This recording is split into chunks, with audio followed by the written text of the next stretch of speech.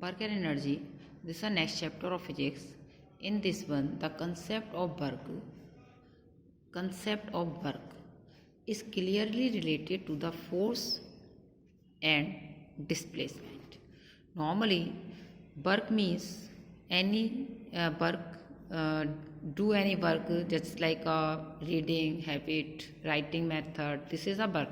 But in science, these are different. When force exert on object and after force, object always displaced. So in this condition, this is a work. So according to this one, this concept of work is clearly closely related to the concept of force and energy. Energy means normally work done by the energy. The energy used for a work done. So both are correlated, work and energy.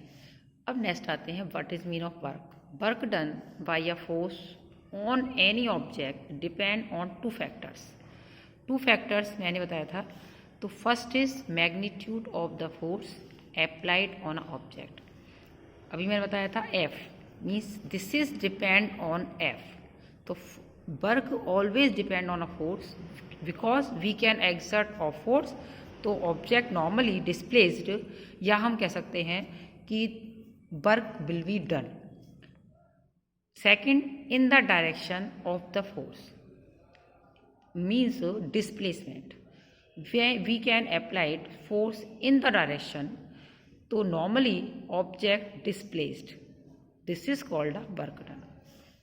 तो work is said to be done if a force acting on an object and displace the body from its position. No work done means when object not displaced. So it means so if body does not change its position after act force, this is called a no work done. So in science, just for example, if you in rest condition, no displacement, it means no work done. जैसे for example ball, we exert force on a ball but ball not displaced, it means in science no work done. अब in this condition, work three types of positive, negative and zero. So in first condition, when force is applied in a horizontal direction, जैसे for example, this is a object have a mass. When force exert in this direction, so this object move in a same direction of a force. So this is a force and this is a displacement. So when force, direction of force and displacement of a object will be same, in this condition we can say that work done will be positive. Clear. अब next आते हैं when force act in a direction opposite to the displacement.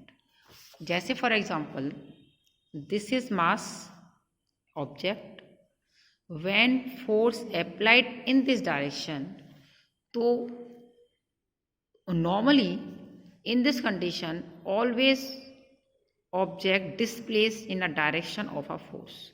But friction force, you already know friction force, this is a force of direction. Friction force always act opposite direction of a force. तो यदि हम बात करें friction force की, not a force, तो friction force always act in opposite direction of object. तो when object displaced in direction, तो friction force always in a opposite direction of a displacement. So in this condition work done will be minus, negative. जैसे for example spring, when spring stretched, ठीक है, हम इसको spring को stretch कर रहे हैं in this direction and this direction. Clear. After stretching this spring free and then तो force, direction of force this one, this the direction of force. और आफ्टर फ्री